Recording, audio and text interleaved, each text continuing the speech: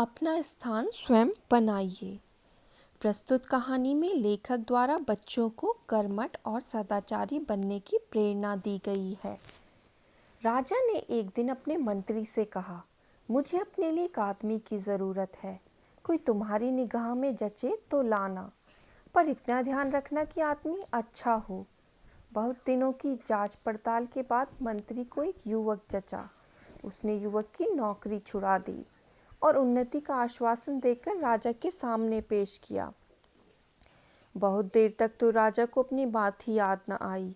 बाद में बोले, हाँ, उस समय शायद कोई बात मन में थी, पर मैंने अब तो कोई बात नहीं की है। मंत्री ने कहा, हुजूर, मैंने इसे हजारों में से छाटा है और बढ़िया नौकरी से छुड़ा कर लाया हूँ।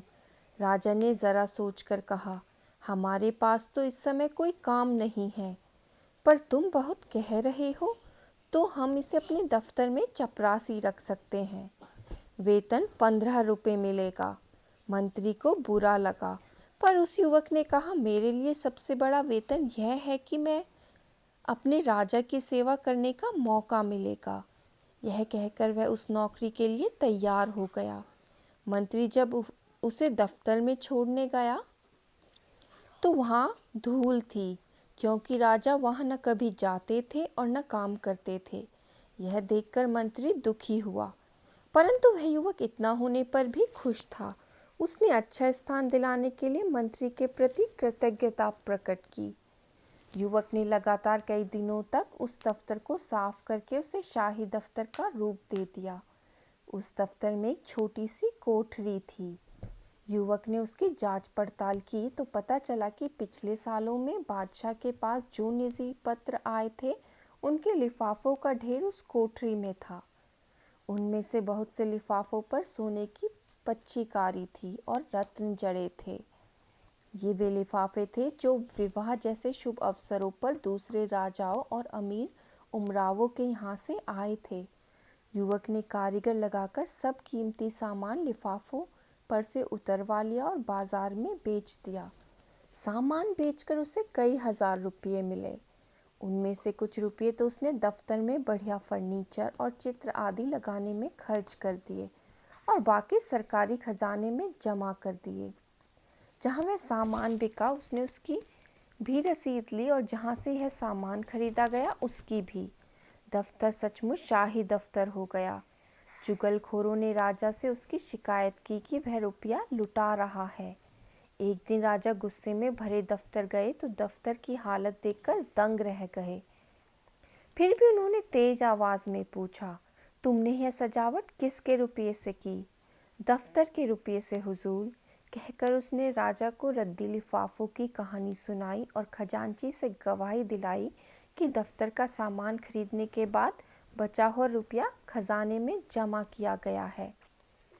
राजा रीझ गए और उस युवक को अपने राज्य का वित्त मंत्री बना दिया।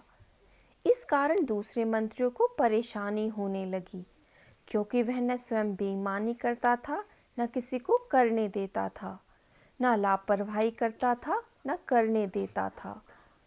उसके बाद से तो जो भी मंत्री राजा के पास जाता, किसी न किसी बहाने उस युवक की शिकायत करता, जिससे कि वह राजा की नज़रों में गिर जाए।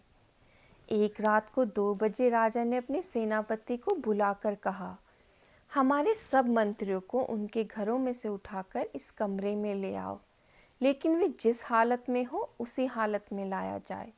समझ लो हमारे हुक्म को।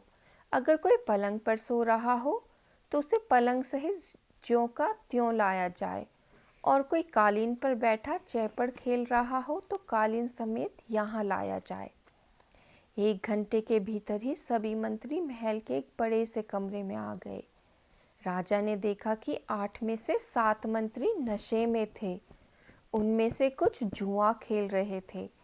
वित्त मंत्री भी बनियान पहने चौकी पर बैठे दिए की रोशनी में कोई कागज देख रहे थे। सभी मंत्री बहुत लज्जित हुए। तब राजा ने वित्त मंत्री से पूछा, जनाब, रात में 2 बजे किस कागज में उलझे हुए थे? उसने उत्तर दिया, हुजूर, दूर के इलाके से इस साल का जो राजकर आया है उसमें पिछले साल से 1 पैसा कम है, तो बार बार देख रहा था कि जोड़ में भूल है या सचमुच पैसा कम है। राजा ने अपनी जेब से एक पैसा फेंक कर कहा, लो अब हिसाब ठीक कर दो और जाओ आराम करो। वित्त मंत्री ने नम्रता के साथ पैसा वापस करते हुए कहा, हुजूर, पैसा तो मैं भी डाल सकता था, पर यदि पैसा कम है और उसके लिए पूछताछ न हुई तो इससे अफसरों में ढील और बेईमानी पैदा होगी। उसकी बात सुनकर राजा बहुत खुश हुए और उन्होंने उस युवक को राज्य का प्रधानमंत्री बना दिया। कन्हैयालाल मिश्र प्रभाकर।